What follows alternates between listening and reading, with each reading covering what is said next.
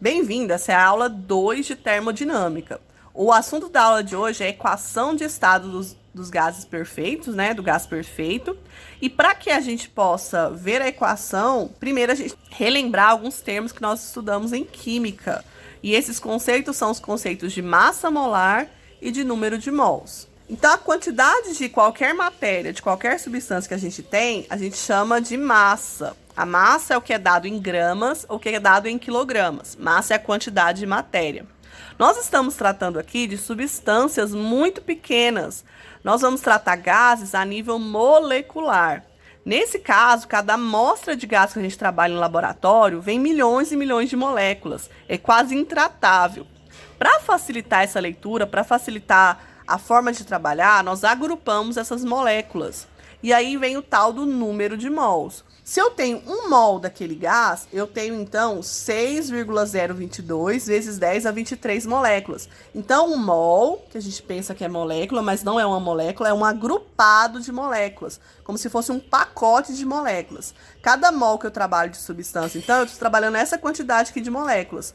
Esse número aqui, ele está em notação científica. O que é notação científica? É uma forma de agrupar números muito grandes. Então, se eu tirar essa vírgula daqui, eu vou ter 6,022 seguido de 20 zeros. Eu teria 20 zeros aqui para frente. Essa seria, então, a quantidade de moléculas para cada 1 mol que eu trabalho de moléculas daquele gás. De onde veio esse número aqui? Esse número aqui é chamado de número de Avogadro, tá? Esse número aqui que foi determinado pelo físico ou químico, como queiram chamar, pelo químico Lorenzo Romano Amadeu Carlo Avogadro, ou número de Avogadro, né, por conta desse cidadão aqui.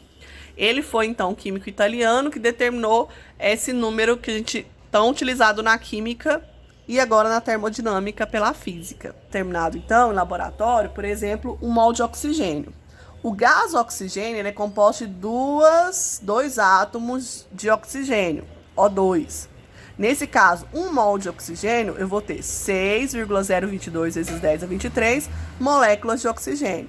2 mol, vou ter 2 vezes isso daqui de moléculas. 3 mol, 3 vezes isso daqui. E assim por diante. Cada mol de gás, eu vou ter essa quantidade aqui de moléculas. E a massa molar? O que vem a ser a massa molar? A massa molar é a massa de 1 mol de cada substância. Então, se eu pegar 6,022 vezes 10 a 23 moléculas de oxigênio, quanto que eu vou ter em gramas dessa substância? Essa massa molar aí, como a gente já tem tabelado a maioria dos elementos químicos, para os elementos químicos puros, para os gases, nós já temos tabelados, a maioria deles. Vocês, inclusive, devem ter calculado aí na química.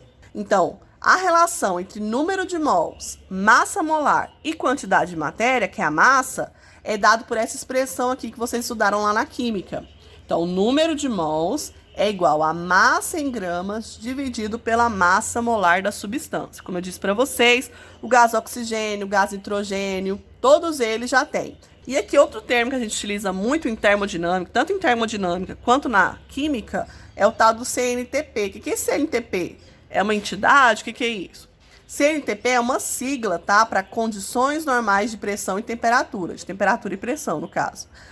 O que são as condições normais? Lembra quando eu falo no exercício pressão normal? Pressão normal é quando a pressão é 1 atm, ou 1 atmosfera.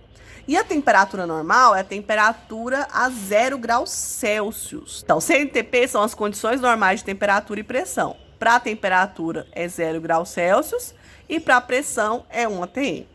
Outra coisa que a gente vai precisar aqui são dos nomes das transformações. Eu não vou passar cada lei, cada transformação dessa daqui é uma lei diferente. Traduzem a lei geral dos gases, que é o PV-Tipo-Otto. Então, nós temos as transformações que a gente chama de isotérmica. O que é isotérmica? A palavra iso significa igual. E térmica vem de temperatura. Então, isotérmica é temperatura igual, ou temperatura o quê? Constante. A temperatura constante quer dizer que a temperatura do estado 1 é igual à temperatura do estado 2. Ou seja, a temperatura final de estado do gás vai ser igual à temperatura inicial do estado desse mesmo gás. Isobárica, lembra? Iso é igual, bárica vem de pressão. Então, isobárica é pressão constante. A palavra constante quer dizer igual. Então, a pressão final é igual à pressão inicial. E aqui a isocórica. A isocórica, o nome dela é engraçado, né? Córica. Ela pode ser tanto chamada de isométrica quanto de isovolumétrica. Então, se aparecer no enunciado uma transformação isocórica, uma transformação isométrica ou uma transformação isovolumétrica, ela significa que o volume é constante, ou seja, o volume final é igual ao volume inicial. Ok? Então, nós vamos tratar algumas depois transformações com esses nomes. Se aparecer, ele já está te falando que o volume final é igual ao volume inicial. Então, você pode cortar na hora de fazer o PVT Pavlov. E agora nós vamos à lei ou à equação de estado de um gás perfeito. O que define, então, o gás perfeito? O estado de um gás, então, ele é definido pelo quê? Pela pressão, pelo volume, pela temperatura e também pela quantidade de matéria. Essa equação, então, vai definir o estado de um gás perfeito. O gás perfeito é o gás ideal. Pressão vezes o volume, ela é igual ao número de mols que aquela amostra contém, vezes a constante universal dos gases ideais, vezes a temperatura.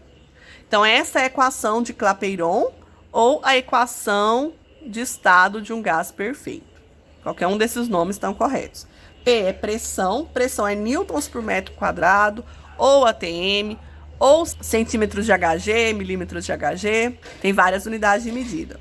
V é volume, no SI metros cúbicos, N é número de mols, dado em mol, tá? R é a constante universal dos gases, que eu já vou falar dela para vocês, e T é a temperatura. Essa constante universal dos gases, ela foi dada em laboratório.